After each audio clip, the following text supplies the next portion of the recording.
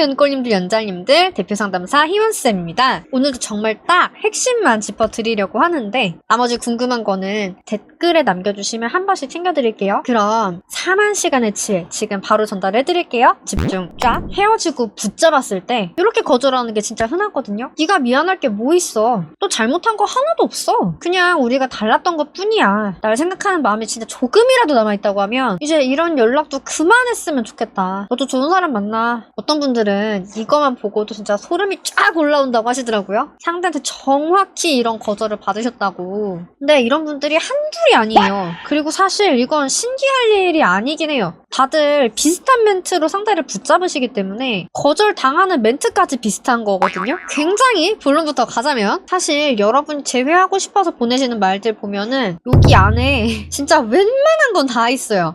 이게 금치거라고 싶은 말들도 보이죠? 왜 그럴까요? 왜 이게 금치거일까요? 지금부터 여러분들이 이 멘트들을 했을 때 예상되는 거절 멘트들 쭉 알려드릴게요. 좀 더 잘 설명하기 위해서 4가지 유형으로 묶어볼게요. 강요, 내 궁금증, 변명, 원망 이렇게 묶었고요. 이 멘트들을 여러분이 보냈을 때 상대가 어떻게 반응할지를 알면 사실은 보낼 수가 없거든요, 이거. 강요에 속하는 멘트들은 얘네들인데 하나하나의 멘트에 대한 거절은 좀 이런 식으로 나와요. 미안해 라고 얘기를 하면 네가 미안할 게 뭐 있어 라는 식으로 나오고, 잘못했어 라고 말을 하면은 너 잘못한 거 없어 라고 나오고, 내가 잘할게 라고 말을 하면 다음 사람한테나 잘해 라고 나와요. 한 번만 더 생각해줘 라고 얘기를 하면 생각은 해볼게. 그런데 기대는 하지 마. 난 여태까지 정말 기회는 충분히 줬다고 생각해. 이렇게 나옵니다. 기다릴게 라고 말을 하면 기다리지 마. 이렇게 말하면 더 부담스러워 라고 나와요. 난 널 사랑해. 나는 너 안 사랑해. 그리고 너 이거 사랑 아니야. 내가 이제 그만하고 싶다잖아. 네가 정말 날 생각하는 마음이 조금이라도 남아있다고 하면은 이제 이런 연락 안 했으면 좋겠어 진짜. 너 지금 그냥 권태기야. 이겨내보자 라고 얘기를 하면은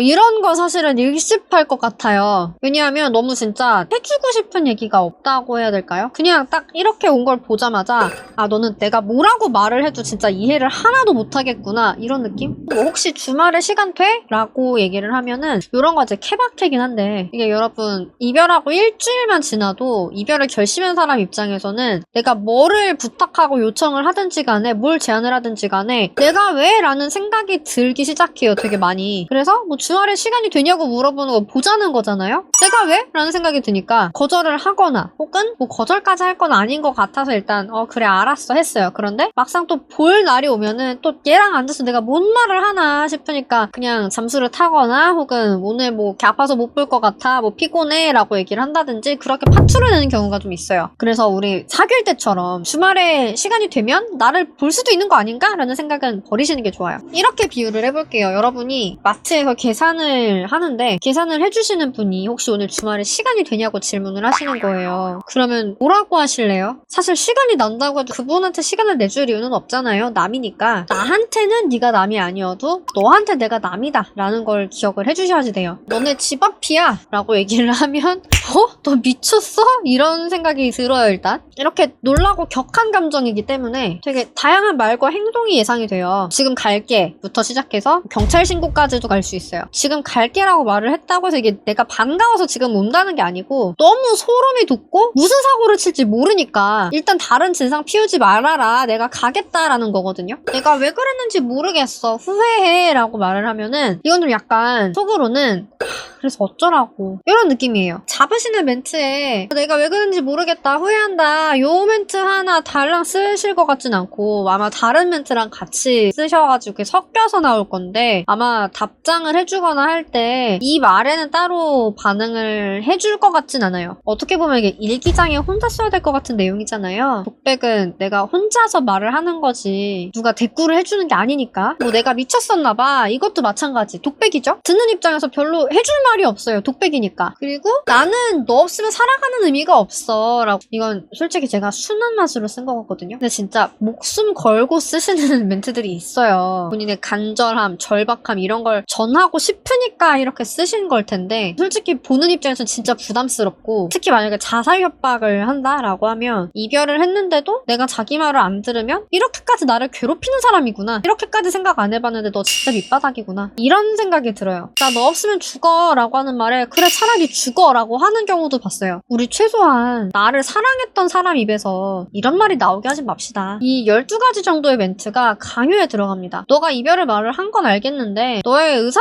따위는 내 알바가 아니고 나 힘드니까 돌아와. 너가 이별까지 고민을 할 정도로 힘들었든 말든 그게 중요한 게 아니고 내가 힘드니까 공감 좀 해주고 나 좀 기대게 좀 해줘. 내가 사과, 반성 이런 건 진짜 너한테 충분히 해준 것 같은데 너는 내가 말하면 들어야 되는 존재니까 일단 좀 그만하고 그냥 좀 와. 여러분이야 물론 제가 그렇게까지 이기적으로 말한 건 아니에요 라고 하실 수 있어요. 그런데 상대한테는 이렇게 들려요. 그게 문제예요. 사과를 원했으면 사과를 하라고 하겠죠. 이별을 하자고 하는 게 아니라. 그 다음 유형은 내 궁금증입니다. 잘 지내? 이렇게 말을 하면은 너가 한 번씩 이런 것만 안 보내면 나 진짜 더 잘 지낼 것 같아. 가족들은 잘 지내? 라고 물어보면은 네가 내 가족 안부는 왜 궁금해? 라고 나오고 저번에 그건 어떻게 됐어? 라고 얘기를 하면 나랑 연관이 높은 주제로 질문을 하는 걸 수도 있잖아요. 그런 경우 혹은 이별을 하고서도 우리가 친구 사이로 지내는 경우가 있거든요. 그럼 사실 충분히 대답이 나올 수 있는 질문이기는 해요. 그런데 그게 아니다 라고 하면은 네가 궁금할 일 아니야 라고 나올 확률이 높아요. 이 내용들의 공통점은 내 궁금증을 해결을 하는데 그 목적이 있다는 거예요. 여러분이 미처 차단하는 걸 깜빡한 전 직장 상사가 이렇게 나한테 보냈어요. 그러면 무슨 생각이 들 것 같아요? 겉으로는 날 걱정해주는 것 같이 포장했지만 결국은 자기 할 말 하고 싶어서 연락한 게 보이지 않아요? 그 사람은 나랑 앞으로 이제 뭔 일이 있어도 연락을 안 하고 싶으니까 이별을 하자고 한 건데 안부를 내가 묻는다는 것 자체가 되게 진짜 눈치가 없어 보여요. 이런 내 궁금증을 풀기 위한 연락이 반응은 여러 가지가 나올 수 있는데 기본적으로는 내가 이 사람한테 연락을 하는 목적도 결코 그 사람을 위한 게 아니라 내 궁금증 해결에 있다는 걸 인정을 하긴 하셔야 돼요. 이걸 답장을 한다고 그 사람 삶이 나아질 건 진짜 하나도 없잖아요. 세 번째 유형은 변명입니다. 내가 그때 왜 그랬냐면 이런 류의 내용이겠죠? 이걸 만약에 내가 만나서 상대한테 말을 하고 있으면 상대방 입모양은 이럴 거예요.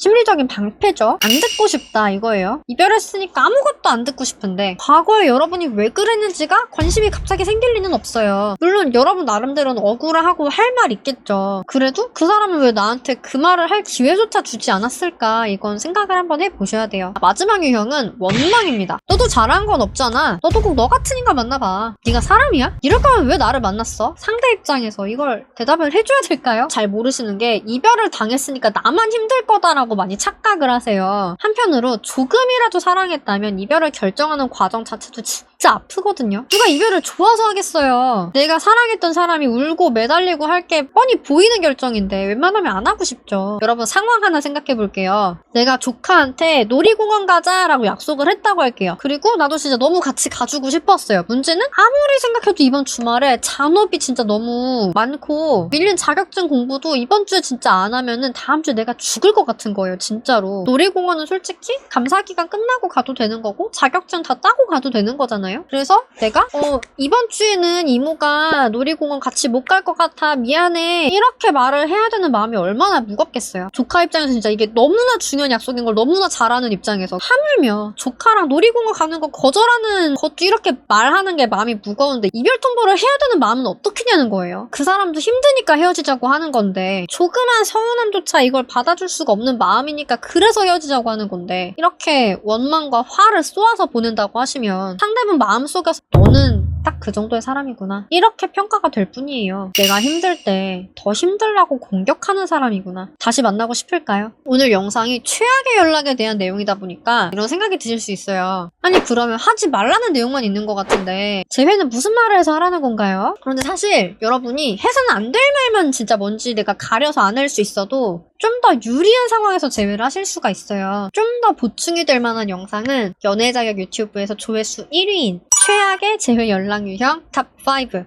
요거랑 재회 화법 너어 특강이 3강까지 올라왔는데 이 영상들 봐주시면 방향도 어느 정도 좀 잡히실 거예요. 특히 오늘 소개해드린 최악의 멘트들 공통점이 나어라는 거거든요. 너어 특강 3강에서 나어와 너어의 차이 확인을 해보시는 걸 정말 강력 추천드립니다. 한 끗 차이로 거절할 만한 말과 들을 만한 말이 나뉘거든요. 저는 이런 상황인데 재회 어떻게 해야 되죠? 하는 고민 있으신 분들 댓글로 질문 되게 많이 주세요. 좀 더 빠르고 정확한 의논은 진단지를 제출을 해주시면 돼요. 진단지는 고정 댓글 링크에서 상황 남겨주시고 카톡 주시면 됩니다. 오늘 정말 딱 핵심만 알려드리려고 노력했는데요. 여러분들 어떠셨나요? 공감 갔던 이야기나 깨달으셨던 내용들 적어주시면 콘텐츠 만드는데 진짜 큰 힘이 됩니다. 그럼 우리 다음에 또 만나요. 오늘 영상이 좋으셨다고 하시면 좋아요, 구독, 알림 설정까지 부탁드릴게요. 안녕!